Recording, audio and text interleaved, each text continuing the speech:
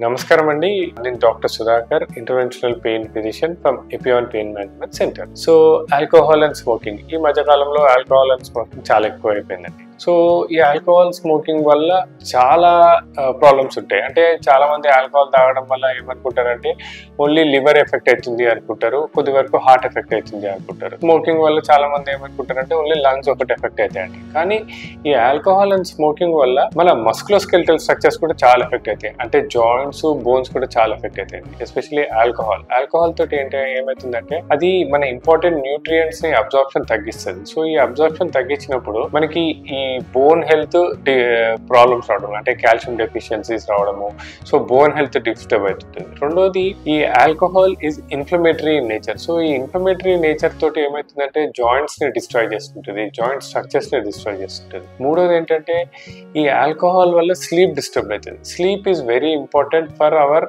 General health.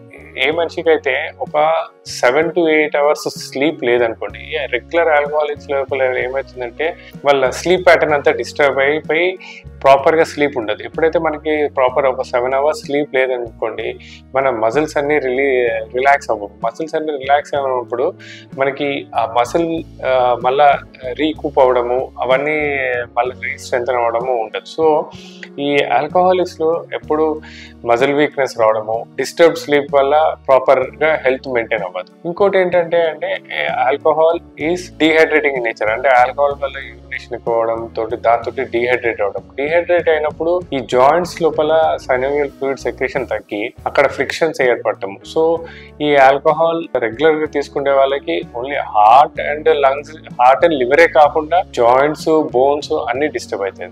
Then smoking లో చూసినట్టయితే ఈ నికోటిన్ వల్ల ఏంటి, అది కూడా inflammatory in nature. First thing, అది జాయింట్స్ ని డిస్ట్రాయ్ చేస్తుంది. ప్లస్ నికోటిన్ ఏంటంటే సైనోవియల్ సెక్రేషన్స్ కానీ, స్పైన్ లో వెనుపూసకి మధ్యలో డిస్క్ ఉంటుంది. ఆ డిస్క్ హెల్తీగా డిస్క్ ఉండాలి. అండ్ ఆ డిస్క్ లోపల న్యూక్లియస్ పల్పోసిస్ అనే ఒక థిక్ జెల్ ఉంటుంది, అది రెగ్యులర్ గా సెక్రేట్ అవుతూ ఉంటుంది. ఈ నికోటిన్ ఆ సెక్రేషన్ ని బాగా తగ్గిస్తుంది, తర్వాత బ్లడ్ సర్క్యులేషన్ తగ్గిస్తుంది. సో వీటితో ఏమైపోతుందంటే ఆ డిస్క్ ఫాస్ట్ గా డీజనరేట్ అవుతుంది. సో స్మోకింగ్ హ్యాబిట్ ఉన్న వాళ్ళకి 40-45 ఏళ్ళకే డిస్క్ డీజనరేట్ అవడము, ఈ జాయింట్స్ లో ఇన్ఫ్లమేషన్ వల్ల ఫ్రిక్షన్స్ ఏర్పడి అక్కడ ఇన్ఫ్లమేటరీ ఫ్లూయిడ్ రావడము, దాంతో మజిల్స్ డ్యామేజ్ అవడము. సో ఇలా జాయింట్ డిస్క్ ప్రాబ్లం వస్తుంది, జాయింట్స్ కూడా ప్రాబ్లం వస్తుంది. So both smoking and alcohol are very bad for musculoskeletal structures. So ఈ అలవాట్లు ఉన్న వాళ్ళు వాటిని తక్కువ చేసుకోవడము, వీలైతే అవాయిడ్ చేసినట్టయితే జాయింట్ హెల్త్ మెయింటైన్ చేసుకోవచ్చు.